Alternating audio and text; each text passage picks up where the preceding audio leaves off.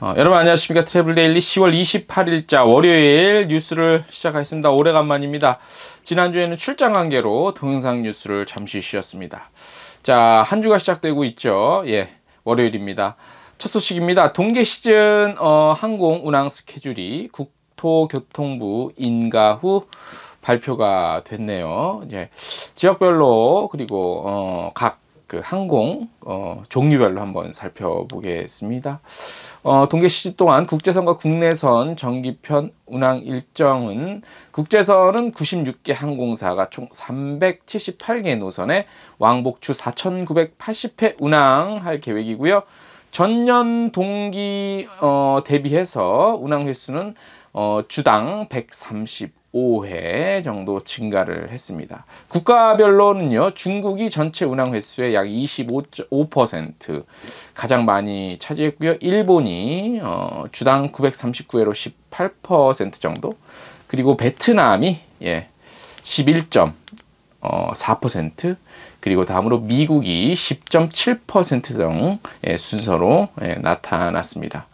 2018년 동계 대비 운항 횟수가 가장 많이 증가한 국가는 주 126회가 증가했네요. 베트남입니다.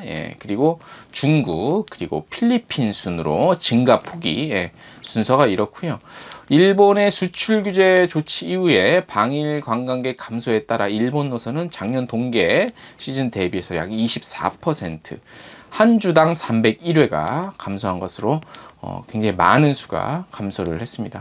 2018년 동계 기간 이후 유지하던 운항 횟수 1위에서 1년 만에 밀려난 것이죠. 동남아시아 등으로 노선 다변화가 이루어졌죠. 그리고 항공회담을 통해서 중국 운수권 배분에 또 이뤄졌고요. 일본 운항 감소에도 불구하고 작년 동기 대비 올해 국제선 운항 횟수는 135회 확대가 됐습니다. 일본이 빠져서 우려를 했지만 대신 동남아시아와 중국 노선이 채워준 것이죠. 항공사별 운항 횟수 비율은요, 국적사가 64% 정도 되고요, 외항사가 35% 되고요, 대형 항공사가 56%, LCC가 43%로 비율이 이렇게 각각 나타났습니다. 재미있는 점도 하나 있습니다. 우리나라에서 운항 횟수가 가장 많은 도시는 여러분 어딜 거라고 생각이 되시는지요?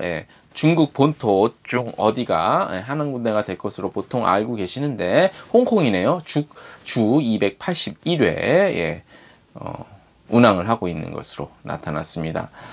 국적 LCC의 운항 횟수는 전년 동기 대비 다소 조금 증가한 것으로 또 이렇게 통계가 나와 있습니다.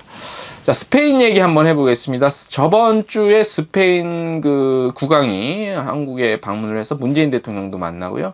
또 이제 그 총리와 그 수행단 중에서 이제 관광장관 등 굵직굵직한 인사들이 많이 방한을 해서 관광 분야 협력에도 많은 또 일들과 미팅을 하고 갔습니다.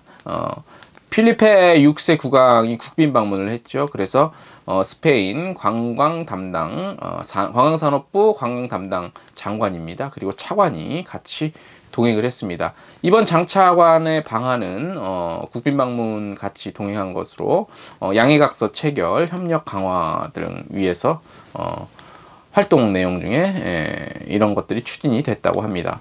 장차관 일행 같은 경우는 대한항공, 그리고 서울시, 그 다음에 카타 한국여행업협회죠. 또 아시아나항공 방문했고요. 그 다음에 여행업계 주요 대표들 만났고요. 미디어와는 또 기자회견을 열었습니다. 이번 그 관광 전문 워크숍 행사에서도 같이 또 참석을 했고요.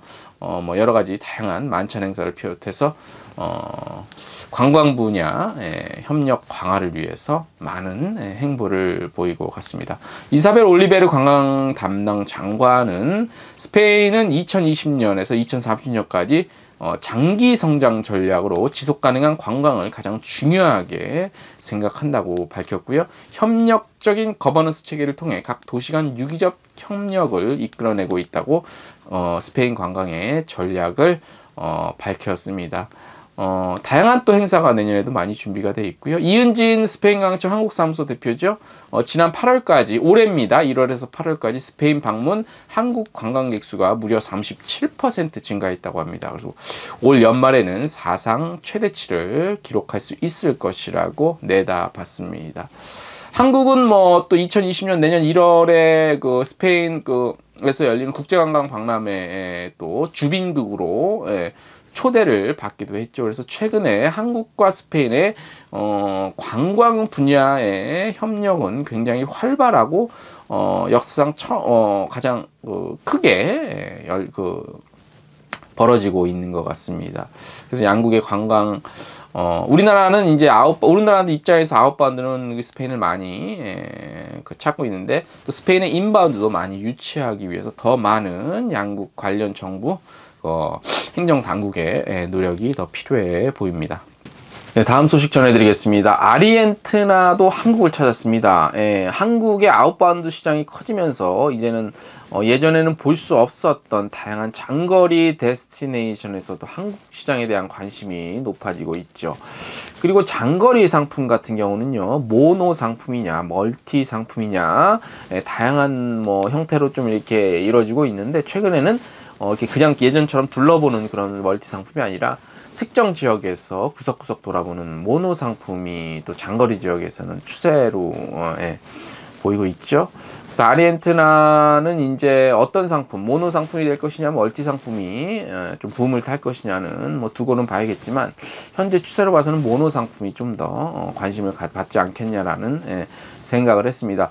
아르헨티나 대사관 주최로요, 관광부 임원이 한국을 찾아서 여행사와 미디어 대상 프레젠테이션을 열었습니다. 최근 모노 상품 중심의 장거리 지역 관심이 높아지고 있는 시점에서 열린 행사로서 향후 남미 지역 상품 구성에도 도움이 될 것으로 예상이 됩니다. 이번 프레젠테이션을 통해 위에서 방한했죠. 아르헨티나 관광부 국제관광국장입니다. 아르헨티나 관광 콘텐츠를 각 지역별로 나눠서 소개했습니다.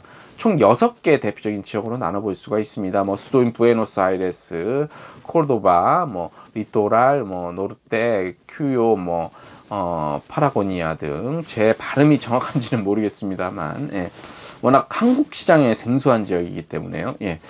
각 지역별로 보유한 관광 콘텐츠는 기존 한국 시장에 알려진 것 외에 다양한 자원들이 소개가 됐고요. 접근성을 한번 보면요, 부에노스아이레스를 중심으로 이루어지고 있고요.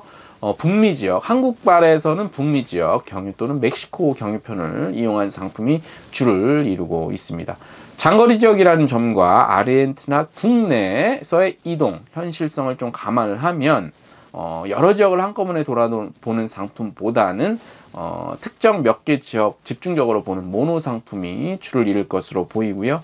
최근 장거리 지역의 경우 멀티 상품 수요는 줄고 있죠. 반면 모노 상품 성장이 급증하고 있는 것들 바탕으로 말씀을 좀 드리는 것입니다. 하나투어 예를 들어서 대표적인 하나투어 관련 상품도 이런 추세를 보이고 있고요. 멀티 상품에 대한 수요도 기대해 볼 만은 합니다. 모노 상품의 경우 재방문 수요자들이 먼저 그런 전제 조건, 그러니까 재방문을 했던 여행지가 이제 다음번에 여행할 때는 한 지역, 특정 지역을 돌아보는 그런 패턴이기 때문에 한국 시장이 이제 알려지기 시작하는 아르헨티나 같은 경우는 그래도 여러 지역을 두루두루 보는 모노 상품이 멀티 상품이 또 관심을 좀 가지지 않을까, 이런 생각을 해봅니다. 연말이 다가오고 있죠. 연말 여행 트렌드를 또 발표 나온 자료를 한번 저희가 소개를 해드리겠습니다. 익스피디아가 연말 여행 예약 트렌드를 좀 발표를 했는데요. 출발 2에서 4주 정도 항공 예약이 많았네요. 연말연시 여행 성수기 시즌이라고 볼 수 있죠. 동계 시즌요. 평소보다 저렴하게 항공권과 숙박권을 구입할 수 있는 지역도 있다고 하네요. 익스피디아 데이터를 보면요, 중국 상해, 인도네시아 발리 항공권은 연평균 가격 대비 18%, 11% 저렴했고요. 장거리는 영국 런던, 그 다음에 미국의 LA, 프랑스 파리가 상대적으로 저렴했다고 합니다.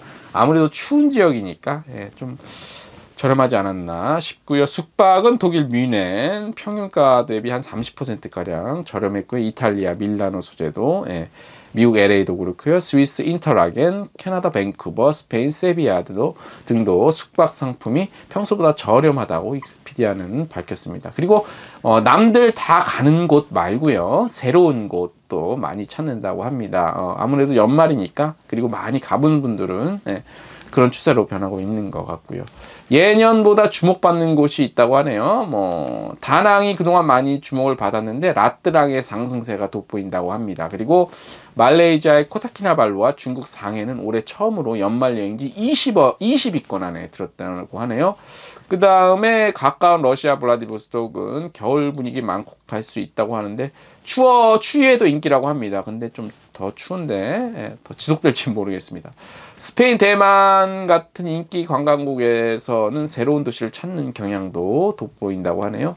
그리고 이제 꼭 멀리 꼭 목적지에 가서 뭐 크게 뭐 어디 돌아다니는 것도 있지만 한국에서 호캉스, 예, 즐기는 경우 그런 예약 수요도 많이 있는 것으로 보인다고 익스피디아 측은 조사를 해서, 예, 발표를 했습니다. 그다음에 제주 성장률도 눈에 띄고요. 연말연시 한국을 찾는 외래객 한번 볼까요? 연말 한국으로 여행을 계획 중인 이들 중에는 대만, 말레이시아, 싱가포르, 태국, 홍콩 여행객이 많을 것으로 전망을 하고 있습니다. 해당 국가 여행객이 선호하는 연말 여행지 순위는 조사한 결과 모두 서울을 5위권 내로 꼽았다고 합니다. 예, 서울도 뭐 많이 오겠고, 예, 제주도 특히 많이 가겠죠. 예.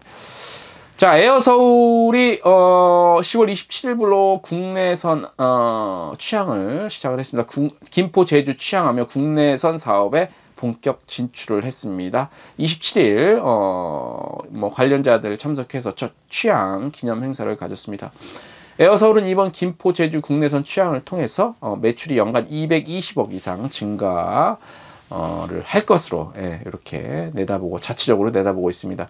2, 4분기와 4, 4분기는 국제선 이 비수기인 대신에 제주 노선이 성수기이기 때문에 이번 국내선 진입을 통해서 특히 비수기 시즌의 수익이 개선될 것으로 전망을 하고 있습니다.